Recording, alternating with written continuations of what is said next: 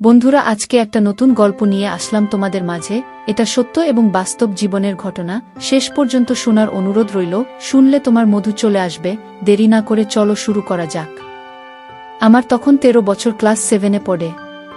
তখন বাবার সাথে বিয়ে হয় মা, কিন্তু বাবার বয়স মার চেয়ে বহু বেশি। তখন ছিল 32 বছর। কিন্তু গ্রাম বলে কথা, এসব স্বাভাবিক। বিয়ের 1 বছর পর আমার জন্ম হয়। আমার মায়ের গায়ের রং রোদে পুড়ে ফর্সা থেকে শ্যামলা হয়ে গেছে, কিন্তু অপরূপা বললেও কম হবে। তার সামান্য মৃত্যু নেই। ধানের বোতল নিয়ে তার মেয়ের বাসা বাঁধছে না তো কোনো ফাঁকে কি করে যে মার প্রতি আমার ভালোবাসা জন্মে তা বলতে পারি না। এত মেয়ে চোখের সামনে গ্রামে ঘুরে বেড়ায়, কিন্তু কারো ভালো লাগে না মায়ের তুলনায়। লুকিয়ে মাকে দেখে মন জুড়ায়, কিন্তু সম্পর্কের বাধা কিছু করতে পারি না। প্রতি রাতে মাকে নিয়ে স্বপ্ন দেখি। হঠাৎ মনে আসে নিজেকে যে করে হোক মার সামনে সমর্থ হিসেবে প্রমাণ করতেই হবে। তাই মার কাছাকাছি থাকার চেষ্টা করি সব সময়। একমাত্র সন্তান বলে কখনো কোল ছাড়া করেননি বাবা মা। এখনো বাড়ি আর ক্ষেত ছাড়া আমার কোনো মন্তব্য নেই। মায়ের নেওটা, সারাক্ষণ মায়ের সাথে থাকা। মা সন্তানের এত মধুর বন্ধুত্ব সচরাচর গ্রামে হয় না। গ্রামের পোশাক যেমন হয় মা ও তেমনি, তবে অপরূপ সৌন্দর্যরূপী মার মাঝারি গঠন তার পোশাকের সকল বাধা ছাড়িয়ে যায়। মা শুধু শাড়ি পরে, কখনো শাড়ি ছাড়া আর কিছু পরতে দেখিনি। আর নিচের পাড়া গ্রামের মানুষের জন্য অকল্পনীয়। মার প্রতিদিনকে দিন নেশাগ্রস্ত হয়ে পড়ছি। প্রতি রাতে মাকে ভেবে ভেবে হয় মা ও নিশ্চয়ই ধোয়ার সময় দেখে ভাবে ছেলের বিয়ের বয়স হয়েছে, এজন্য দাদিকে দিয়ে বলেছে ও। তো একদিন কাজ সেরে দুপুরে বাড়ি ফিরলে ঘেমে ভিজে থাকা গেঞ্জিটা খুলে রাখি ও কাছার দেওয়া পেশিবহুল প্রদর্শন করি। তখন দাদি বলে, ভাই এবার তাইলে এখন মাইজারে আমার সতীনকরণ লাগে দেখছি, তার কাউরে কি মনে ধরছে নাকি? আমি বললাম, বুঝি, চুপ করো তো, তুমিও না, জাতাকল কেউ নেই। আমার লজ্জা এমা মুচকি হাসছে। দাদি বলল, কি কেউ নাই? গ্রামে করলে সখা নামাইয়া পাগল হইয়া যাইব, তোমার স্বামী করতে। আমি বললাম, ধুর বুড়ি, বলে লজ্জায় উঠে আসি। মা ও দাদি হেসে পাগল। ঘরে গিয়ে দরজা বন্ধ করে আয়নার সামনে দাঁড়াই। নিজেই নিজের দেখে বলি, তবে যে ঝড় তুলব তোমার উপর মা। বলে ড্রয়ার থেকে একটা ছবি বের করে হাতে নিলাম। ছোটবেলায় অনেকেই বলতো মায়ের নেওটা বলে মায়ের মতোই হয়েছে। দাদি এখনো বলে। আমি আমার ওই কাজে ব্যস্ত ছিলাম। হঠাৎই খেয়াল হলো জানালার পাশ দিয়ে কিছু একটা ছায়া সরে গেল। চমকে গিয়ে জানালায় উকি দিলাম। যা ছিল তা আমার জন্য অকল্পনীয়। কাউকে দেখতে পেলাম না, কিন্তু যে ছিল সেখানে, সে তখনও সেখানে দেয়ালে ঠেকে দাঁড়িয়ে আছে। আমার এক বিন্দু সময় লাগল না চিনতে আমার মা, কারণ ছোটবেলা থেকেই যে গ্রামার পেয়েছি তা চোখে নাকে এলো। আর শব্দহীন পরিবেশে মন ঠান্ডা করে কান পাতলে খেয়াল করলাম একটা ঘর নিঃশ্বাসের শব্দ। তার মানে এখনো সেখানে দাঁড়ানো। মনে মনে এত ভাল লাগলে এটা ভেবে যে মা দেখে নিয়েছি, কারণ লুকিয়ে দেখেছে এবং কিছুই বলেনি দেখে। এর মানে মা বিষয়টা সাধারণভাবে নিয়েছে। মন খুশিতে নেচে উঠল। আমি লুঙ্গি পরে ছবিটা মুছে আবার বিছানায় বালিশের নিচে রেখে দিই। শরীর আবার ঘেমে গেছে নিজের কাজ করার জন্য। বাইরে বের হলে দাদি বলে, কি রে ভাই, ঘরে বৈশাখী কুস্তি কোলাজে আবার খায় না গেছ? আমিও মজা করে বললাম, খবরই, তুমি তো আইলা না কুস্তি দেখতে। দাদি বলল, বুঝি দিয়ে কি করবে? বুঝছি, এবার দেখুন লাগবে কুস্তির মানুষ। আমার মা বলল, আম্মা আপনিও না খালি মস্করা করেন। গরম কত, আমার পোলাটা ঘামা গেছে। যা বাবা, গত 2 গোসল করায়। আমি পুকুরে নেমে গোসল করে গামছা পরে উঠি। এসে মার সামনে কাপড় নাড়ছি।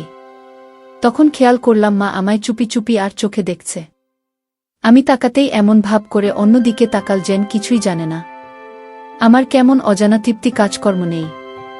মা কি তাহলে তখন ও ভাবে দেখে এমন করে নজর রাখছে নাকি? হঠাৎ মা বলল, এ বাবা গায়ে তেল মাখা দেয়। শেষ কবে মা তেল মেখে দিয়েছিল তা মনেও নেই আমার। তাই অবাক হলাম। তৎক্ষণাৎ গিয়ে মার কাছে দাঁড়ালাম। মা আমার চেয়ে একটু লম্বা হলে তেল নিয়ে পিঠে মারতে শরীরে অসাধারণ পুলক বয়ে গেল। দাদির সামনে বলে উঠে চলে এলাম। কোনো এক ছুতোয় বাড়িতে থাকলে মাকে দেখার জন্য পিছন পিছন ঘুরঘুর করি। তরকারি কাটাকুটি সময় সামনে টুলে বসে তাকিয়ে থাকি। এভাবে দেখতে দেখতে মায়ের মতো জালে আটকা পড়ে গেছি। মায়ের ঘর্মাক্ত করা গন্ধ আমাকে খুব আকৃষ্ট করে। নাক ঠেকিয়ে ঘ্রাণ নেওয়ার জন্য আমাকে শক্ত করে ধরে আদর করতে ইচ্ছে করে। এসব করার জন্য মাকে প্রলুব্ধ করতে ইচ্ছা করে। জানালা খুলে দিলে আমার দক্ষিণ ঘরে সুন্দর হাওয়া বয়। তাই কারেন্ট না থাকলে আমার অনুরোধে মা এই ঘরের মেঝে বিছানা পেতে কখনো বা আমার বিছানায় ঘুমায়। মাকে নিজের ঘরে শুতে বলার বিশেষ কারণও আছে। ঘুমিয়ে গেলে প্রায় সামনের দিকে ঠিক থাকে না, ফলে কখনো কখনো বিশাল আড়াল ছেড়ে বেরিয়ে আসে। মায়ের দেখতে দেখতে ভিতর থেকে বাবাজি বাহির হয় অজান্তে।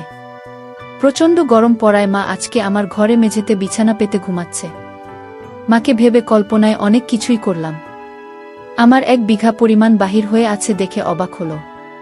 তার কাছে হয়তো মনে হবে ছেলের জিনিসটা গোয়াল ঘরে বেঁধে রাখা সার কালাপাহাড়ের চাইতেও বড়। আমি ঘুমের ভান করে শুয়ে আছি। মা কয়েক মুহূর্ত তাকিয়ে আছে। হঠাৎ খেয়াল করলাম আমার হাত ভিতরে চলে গেছে, আমার আর বুঝতে বাকি নেই। মা আমায় দেখে পাগল হয়ে গেছে। প্রচণ্ড গরমে তার ভেতর ঝড় উঠেছে। আমার মন প্রাণ নেচে উঠল। মার আমার প্রতি আকর্ষণ দেখে আমি নিশ্চিন্ত হলাম। মাকে হাত করা যাবে ভেবে, নইলে মা এমন করত না, উল্টো খারাপ কিছু করত। কিন্তু এক প্রকার সবুজ সংকেত পেয়ে গেছি আমি। হঠাৎই দাদি ডেকে উঠলে মা কেঁপে উঠল, মুখে প্রচণ্ড অস্থিরতা নিয়ে দৌড়ে চলে গেল। বুঝতে পারলাম বহুদিন ছোঁয়া পায়নি বলে মা আগুনে জ্বলছে। মা চলে গেলে একটু পরেই উঠে বাইরে গেলাম। মা দাদিকে চুল বিলি করে দিচ্ছে। আমায় দেখে আমার নজর প্রথমে আমার নিচের দিকে গেল। মাত্র কাজ সেরে এখন ঘুমিয়ে আছে বলে নিচে শান্ত। আমার গায়ে গেঞ্জি দেখে মা বলল, এই গরমে গেঞ্জি পরা কেন? খোলা বোস বাতাসে। আমিও খুলে বসলাম। আজ মার চোখ বারবার আমার ওই দিকে পড়ছে। আমিও মায়ের দিকে উকি দিয়ে সামনে দেখছি। মাথার উকি দেওয়া থাকার সামান্য চেষ্টা করো না, অন্য সময় হলে এমনটা করে না। এর মানে কি মা আমার প্রতি দুর্বল দেখাদেখি? হঠাৎ দুজনের চোখাচোখি হয়ে গেল। ধরা খেয়ে দুজনেই অন্যমনস্ক হয়ে গেলাম। এক প্রকার খোলা গোপনীয়তা আমাদের মাঝে। দুজনেই দুজনকে মন প্রাণে চাইছি, তা দুজনই জানি, কিন্তু যে কেউ কাউকে বলতে পারছি না। কিন্তু আমার মনে এই ভেবে এত খুশি লাগছিল যে মা আমার প্রতি দুর্বল যে দেখাতেও দেখতেও পিছপা হয়নি। তো পরের দিন খেতে কাজ করতে করতে দুপুরে বাড়ি যায়নি। কামলারা সবাই খেতে বাড়ি গেছে। আসবে 2 ঘন্টা পর। আমি জমির আগাছা সাফ করে যাচ্ছি করা রোদে। হঠাৎ পিছন থেকে ডাক পড়ল, বাজান একা একা রোদে কাম কোর্স কেন? আর জিরা লকডাউন আছি খাল। ও আমি পিছনে তাকিয়ে অবাক হয়ে যায়। মা আজ যেন খুব সুন্দর লাগছে। তার পরনের শাড়ি ছিল, কিন্তু আজ পরার ধরন ভিন্ন।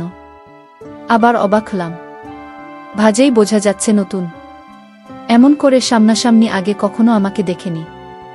মা বলল, তোর জন্য না খাইয়া বসিয়াছিলাম, তুই তো এলি না, তাই আমি চাইলাম। আমি বললাম, তুমি রোদে আইতে গেছো কেন? খাইয়া নিতা, আমি কাজ শেষ করা আইসা খাইতাম। মা বলল, তোরে তুই আয় কেমন তাই বয়। আমরা গিয়ে গাছের নিচে বসলাম। মা বসে খাবার বাড়ার সময় হাতের নড়ায় চাপের আষ্টে পিষ্টে যাচ্ছে। ভিতর থেকে বেরিয়ে আসতে চাইছে। দেখে বেশ ভাল লাগছে। মনে পুলক সঞ্চার হলো। আমার অবস্থাও খারাপ। মুহূর্তে আমার ফুলে গেল। তার নজর এড়াল না। সেই বিষয়টা খেয়াল করলাম। মার চোখে এক প্রকার লোক স্পষ্ট দেখাচ্ছে। আমরা খাওয়ার সময়ে বিভিন্ন কথা বলছিলাম। এমন সময় এক ফাঁকে বললাম, বাহ, তোমার শাড়িটা সুন্দর। তোমার নতুন নাকি? মা বলল, কই, কি করছিস? পুরান শাড়ি, জোড়া কাপড় একটু আগেই বানাইলাম, কিন্তু মোটা কাপড়, গরম লাগে। আমি ভাবলাম মাকে ঘায়েল করে কাছে আনার আরও একটা পথ আছে। মা খাইয়ে চলে গেল। বিকেলে কাজ শেষ করে আগে বাজারে গেলাম। গিয়ে একটা শাড়ি কিনলাম ও একটা পাতলা কাপড়ের বড় গলা জোড়া কিনে বাড়ি এলাম। এসে মাকে প্যাকেট দিলাম। আমি প্রায়ই আমাকে বিভিন্ন জিনিস কিনে দিই, কিন্তু আজ মা অবাক হলো তার না বলাতে কিনে দিলাম বলে। মা বলল, এইটা কি? আমি বললাম, দেখো ঘরে গিয়া পয়লা দেখো। মানিয়ে গেল। উপরে এলো আমার ঘরে লাল শাড়ি পরে সাথে হলুদ জোড়া, চমৎকার লাগছে। মা লজ্জাহীনভাবে এসে দেখিয়ে বলল, কি আছো সেই সব? আমার কি এসব করার বয়স আছে? আমি বললাম, আছে, মাত্র 31 বছর, মাত্র সবকিছু শুরু। কথাটা বলার আগে আমার জন্য অসম্ভব হলেও এখন নয়, কারণ মা এসব শুনলে খুশি হবে। মা বলল, বুঝি তোরে বিয়া দিতেই হবে। আমি বললাম, আমি বিয়ে করব না। মার মুখে চিন্তার ভাঁজ নিয়ে আমার পাশে গা ঘেঁষে বসে। মা বলল, কেন রে বাজান, বিয়ে করবি না কেন? আমি বললাম, আমি সারা জীবন তোমার লাগে থাকব। মা বলল, দূর পাগল, বুধ থাকলে আদর সোহাগ করব, ভালোবাসব, খেয়াল রাখব। আমি বললাম তা তো তুমি রাখো, আমার আর কিছু লাগবে না তোমার ছাড়া। মা বলল, আরে বাজান বুঝেই আদর সোহাগ দিয়ে তামা দিতে পারে না। আমি বললাম, আমি মার ভালোবাসা দিয়ে বাঁচতে চাই, তুমি ছাড়া আর কাউকে চাই না আমি। আচ্ছা, আগেও আমার রানা কাপড় তোমার পছন্দ হয় নাই? মা বলল, পছন্দ হইবে না কেন, তোর বাপে তো কখনো এমন কাপড় কিনে দেয় নাই। আরও কিছু কথা বলে মা চলে গেল। আমি পিছন থেকে খানদানি চক্ষু শুলে গিয়েছিলাম। ভাবলাম আমিও মার সাথে বাইরে যাই, পিছনে গেলাম। বারান্দা থেকে শব্দ পেলাম দাদির। দিদি বলল, বইটা কি পিছু বাড়ির ভিতর? ঘরে জোয়ান পোলার সামনে এমন কাপড় করছো কেন? মা বলল, আম্মা, পোলাটা আমারই তো, বাইরের কেউ না তো। আর পোলার সামনে মার কি সমস্যা? পোলা কি কখনো মায়ের অন্য নজরে দেহে? দিদি বলল, বেড়া মাইন্সের জাত হয়ে যায়, মাংস ফাইলে মুখ দিয়ে বই। সাবধান থাকো। এমন সময় আমি বের হলাম। এমন ভাব করলাম যে কিছুই জানি না। কাজে চলে গেলাম। আজ দুপুরে ফিরলাম না বলে মা খাবার নিয়ে এল, খেয়াল করলাম শাড়ি একটু নিচে পড়েছে। আগেও দেখেছি, কিন্তু কখনো এমন করে বেঁধে পড়েনি। মা এসে বসে খাবার বাড়ছে। মা বলল, ইস গরমে ঘেমে গেছিস বাজান। আমি ছাদেই বলে মা তার শাড়ির আঁচল দিয়ে আমার গা মুছে দিল। আমার সামনে দাঁড়িয়ে ঝুঁকে আমার পিঠ মুছতে লাগল। যাই হোক, মুছে আবার সামনে বসে। কিন্তু সামনে আর কিছু ছিল না, পাশেই মাটিতে ফেলে বসে। আমি হাঁ করে তাকিয়ে আছি দেখে মা বলল, কিরে, কি দেহ এমন কইরা? লজ্জাও হাসি মাখা কণ্ঠে মধুর সুরে বলল। আমি বললাম, মা একটা কথা কই, মনে না নিলে? মা বলল, তুই কিছু বললে আমি কখনো তোরে কিছু কইছি বাজান? কি করবি? আমি বললাম, তোমার এনামেলের সুন্দর লাগে, নায়িকা গোল আহান। তোমার তো বয়সও কম, তুমি আরেকটা বিয়া কইরা লামা। মা বলল, কি করছে সব? আমি এই সংসার ছাড়া তোরে ছাড়া কই যামু? কেন আমারে বিয়া করব? আমি বললাম, এখন এলাকা বেড়া, তোমারে দেখলে পাগল, তোমার তো মনের ইচ্ছা আছে। মা বলল, চুপ করো বাজান, চুপ কর, কসম লাগে আর কোনো কবি না। এসব কথা তুই করতেই এইরকম বিধবা মায়ের এ বিয়া কে চায় নিজের জীবন বিদ্যা মায়া লাগে কাটাইতে? আমি বললাম, আমি করতাম তোমার মতো মাইয়া পাইলে আমি জীবন উজাড় করা ভালোবাসতাম। মার মুখে অবাক করা মুচকি হাসি। এতক্ষণ ঠান্ডা যুদ্ধে নিজেই যেন পরাজিত হয়েও জয়। মা বলল, হইছে হইছে, চুপ করো বাজান, খাবার খাই আলো। আমাকে খাইয়ে দিল মা। আমি বললাম, তোমার তাহলে এই শাড়ি ভালো লাগছে মা? মা বলল, ভাল লাগছে মানে খুব সুন্দর, কিন্তু একটু ঢিলা হয়েছে, এরপরে কিনলে একটু টাইপ দেখে কিনবি। আমি বললাম, তার মানে আমি কিনা দিলে তুমি পরবা? মা বলল, নইলে এমন কি তোর সামনে সম্পূর্ণ হয়ে থাকবা আমি? তোর বাপের মরার পর তুই তো আমার সব খেলা রাখস, তুই কিনা দিলেই তো পড়ুন। আমি বললাম, কিন্তু দাদি যেমান করে। মা বলল, তুমি শুনছো কি বলছে দাদি? আমি বললাম, মা রাগ করে। মা মুচকি হেসে বলল, বুড়ি হইলে মনের অসুখ কম থাকে, ওইসব তুই ভাবিস না, তুই তোর মানে যা খুশি দিবি। আমি বললাম, যা খুশি। মা বলল, করলাম তো যা খুশি। আমি বললাম, আইজি আর একখানা শাড়ি কিনে আনুন। মা বলল, আনবে, কিন্তু কিনলে মা প্লেয়ার কিনতে হয়। আমি এবার বুঝতে পারলাম না, আমায় তার মা বলতে চাইছে কৌশলে আমিও কম না বললাম, কিন্তু আমি তো তোমার মাপ জানি না মা। মা বলল, 36 সাইজের আনবি, তাইলেই হইব, বলেই মুচকি হেসে দিল। আমি বললাম, আচ্ছা মা, তাই আম্মু। মা চলে গেল। বিকালে আবার বাজারে গিয়ে শাড়ি কিনে আনি, কিন্তু আজ বুড়ির জন্য কিছু সদাই করি। দাদি মশলা মিষ্টি পান পারলে সবচেয়ে খুশি হয়, তাই নিয়ে গেলাম। বাড়িতে গিয়ে আগে দাদিকে দিলাম, তার জন্য আনা অনেক কিছু। সামনেই মা বসে আছে, মাকে প্যাকেটটা দিলাম। দাদিকে বললাম, আচ্ছা বুক, আমার মা সুন্দর কাপড় পরলে ভালো লাগবে না? দাদা বলল, লাগবে না কেন? কিন্তু স্বামী মরলে সাজন লাগে না, মুরব্বিরা করত। আমি বললাম, আর তার লাইগা জীবন নষ্ট করা লাগব? স্বামী নাই তো কি হয়েছে, সন্তানের লাইগা সাজন যায় না? দাদি বলল, সন্তানের লাইগা আমার সব করা যায় ভাই। আমি বললাম, তাইলে আমিও চাই আমার মা সাইজ আবুজা হাসি খুশি থাকুন, তুমি কি তাতে মান করবে?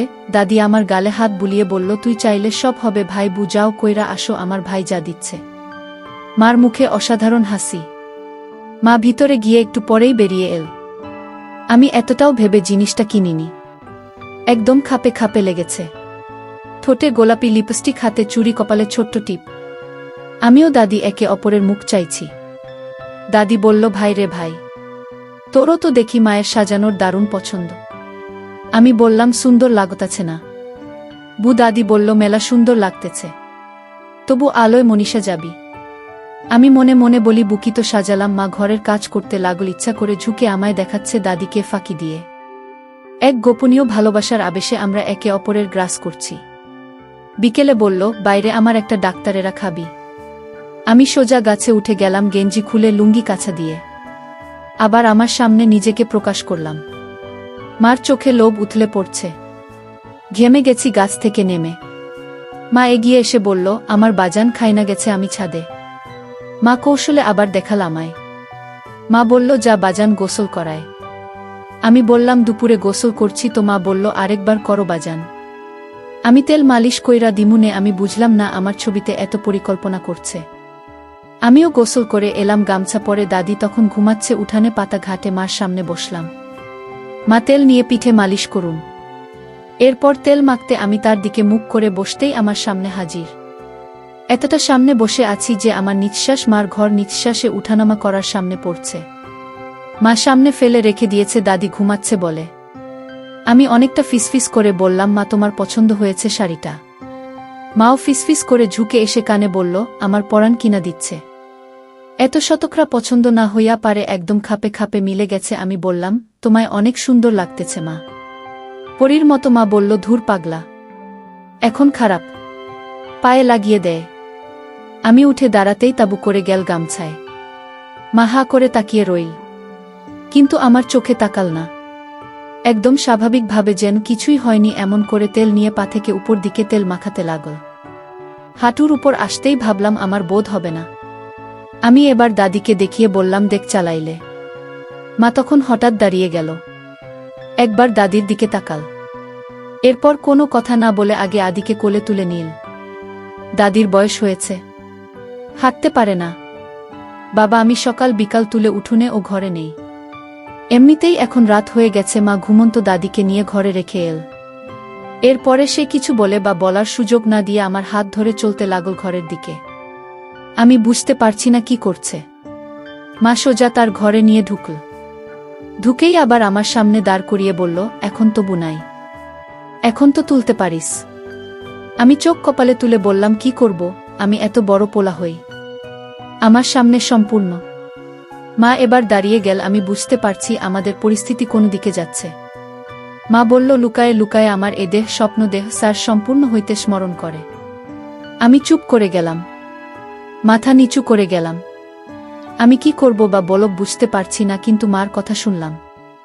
এজেন্ট ঝড়ের পূর্ব মুহূর্তে নিস্তব্ধতা। দেখতে দেখতে দুজনের চোখাচোখি হয়ে গেল। আজ আর কেউ চোখ সালাম। পৃথিবীতে এমন সুখ আর কার কপালে জোটে? মা বলল, তোরে আমি খুব ভালোবাসি।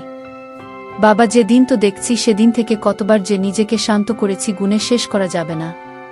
আইসার পারলাম না। আমারে তুই না করিস না বাপ। আমি জানি তুমি আমায় ভালোবাসো, একটাবার আমার কষ্ট বুঝি বাবা। সারা জীবন তো লইয়া থাকুন। আমি মার মুখে আঙ্গুল চেপে বললাম, চুপ করো মা। এসব কি বলছো তুমি? আমার মা, আমার মা সারা জীবন আমার মা হইয়াই থাকবা। তোমায় ভালোবাসি আমি। তোমার দেখলে রাতে ঘুমাতে পারি না। গ্রামে এত মায়া, কিন্তু কাউকে ভাল লাগে না। তোমার মতো একটাও নেই। মা বলল, বাপরে বাপ, যেদিন তো দেখছি সেদিন থেকে আমি পাগলের মতো ঘুরতাম তোর পিছনে, কিন্তু তুমি কখনো খেয়াল দিতিনি। আমি বললাম, দিতাম মা, তোমারে দেইখা মন জুড়ে যাইত। কাজ শেষ করে মা আমাকে বলল, আমার থেকে 1 মণ ওজন কমে গেল, এখন খুব ভাল লাগছে। তারপর কখন যে ঘুমিয়ে গেছি বলতে পারলাম। ঘুম ভাঙলে দেখি মা বিছানায় নেই। উঠে বাইরে গিয়ে দেখি মা উঠানে বসে আছে, দাদির সাথে আমার দেয়া কালকের শাড়ি পরা। আমি গিয়ে মার সামনে দাদির চকিতে বসলাম। দিদি বলল, কি রে নবাব, এতক্ষণে ঘুম ভাঙল? এত বেলা কইরা উঠলে যে? মা বলল, সারাদিন আমার পোলাটা কষ্ট করে কত পরিশ্রম করে, তাই ঘুমিয়েছিল বাবা আমার। তোর ঘুম হয়েছে বাজান? মার মুখে মুচকি হাসি। আমি বললাম, জীবনের সেরা ঘুম হচ্ছে আইস রাতে। মা বলল, হাত মুখ ধুয়ে আয় বাজান, খাইতে দেয়। বলে মা উঠে চলে গেল রান্নাঘরে। দাদি তখন বলল, তোর মার জান কি হয়েছে রে ভাই? আমি বললাম, কি হয়েছে? দাদি বলল, জানি না রে। তাই সকাল বেলা উঠে গোসল করল, কি জানি হয়েছে, খালি একা একা হাসে। জিনে ভর করেছিল নাকি তারা জানে। আমি বললাম, ও কিছু না, মনে হয় গরমে গোসল করছে সকালবেলা। তুমি ভাই বোন না বুঝি? আমি খাইতে গেলাম। আমি উঠে রান্নাঘরে গিয়ে দেখি মা ভাত বাড়ছে। আমি পিছন থেকে গিয়ে বললাম, মা তোমার উপর নাকি জিন ভর করেছে। মা বলল, তা তো করছেই, ব্যথা বাড়ায় দিচ্ছে জিন্দা। মা উঠে যাওয়ার সময় বললাম, আইস রাতে খেতে দেওয়া তো মা। মা মুচকি হেসে বলল, তুমি চাইলে 24 ঘন্টা ধরে খাইতে দিন। আমি বললাম, আমার এখন কথা রাখব মা। মা বলল, কি কথা বাবা? আমি বললাম, আজ থেকে তুমি দাদার মতো খালি থাকবে। মা বলল, আচ্ছা পরান, আমি তোর লাইগা সব করতে রাজি। আমি বললাম, কিন্তু দাদি কিছু করলে? মা বলল, চিন্তা করিস না, তোর দাদি তো খালি থাকায় কোনো আমরা দুজনেই বিধবা, তাই আমিও খালি থাকলে তোর লাইগা জীবন দিতেও পারব। আমি বললাম, আমার লক্ষ্মী মা। বিকালে বাড়ি গিয়ে উঠানে দাদির পাশে বসলাম। গা ঘেমে গেছে। দাদি বলল, ভাই গেঞ্জি খুলে বসে, বাতাস লাগবে গতরে। আমি গেঞ্জি খুলে বসলাম। মাকে কোথাও দেখলাম না। আমি বললাম, দাদিমা কই গেছে? দাদি বলল, পুকুর পাড়ে আছে। থালা বাসন ধুয়ে একটু পর মাছ চলে এল। আমায় দেখে মুচকি হাসি। আমার কথাম তো ছাড়া শাড়ি পরেছেন মা। মাকে দেখে দাদির চোখ ফাঁকি দিয়ে ইশারায় জিজ্ঞেস করলাম, দাদা কিছু বলেছে কিনা? মা বলল, সব ঠিক আছে। মা ঘরে গেল রান্নার জন্য। যাওয়ার সময় বলল, আমি রান্না করতে যাচ্ছি। আমি কিছুক্ষণ দাদির সাথে গল্প করে চললাম রান্নাঘরের দিক। গিয়ে দেখি মা দাঁড়িয়ে চুলায় খুন্তি নাড়ছে। আমাদের গ্যাস চুলা দাঁড়িয়ে রান্না করার জন্য উঁচু টেবিলে রাখা মারা যাচ্ছে। মা অপেক্ষায় করছিল আমার জন্য। কিছুক্ষণ পর বের হলাম রান্নাঘর থেকে একসাথে। দাদি বলল, এতক্ষণ কি করছিলে বউ? কেমন চিৎকার শব্দ পাইতাছিলাম। মা বলল, না মা ভাই, কাজ করছিলাম আর কথা বলছিলাম আপনার নাতির লাগে। মা আমার দিকে চেয়ে মুচকি হাসা। বেশ ভালো লাগছে আমার সাথে এমন দুষ্টুমি। তো আমরা রাতের খাবার খেয়ে দাদির ঘরে দাদিকে রাখতে গেলাম। দাদি হঠাৎ বলে উঠল, বউ আমার মাথাটা ধোয়া তেল দিয়া দেয়। দাদির কথা শুনে কপট রাগ হলো। আমি মন খারাপ করে চলে আসছিলাম, এমন সময় মা দেখে বলল, বাবা তুই আমার সাথে বস। একা একা ঘরে থাকা কি করবি, পরে যাইয়া ঘুমাস। আমি মন ভারী করে এসে মার পাশে বসলাম। আমরা দাদির মাথা দিকে বসা, যার কারণে দাদি আমাদের দেখতে পাচ্ছে না। মা আমার দিকে চেয়ে মুচকি হাসা, কিন্তু আমার বিরক্ত লাগল। চোখ রাঙানো অভিমান দেখলাম আমি। ঠিক তখনই অসাধারণ মাতৃত্ব দেখাল মা। সন্তানের ক্ষুধা মা কখনোই সহ্য করতে পারে না, তা আবারও প্রমাণ করল।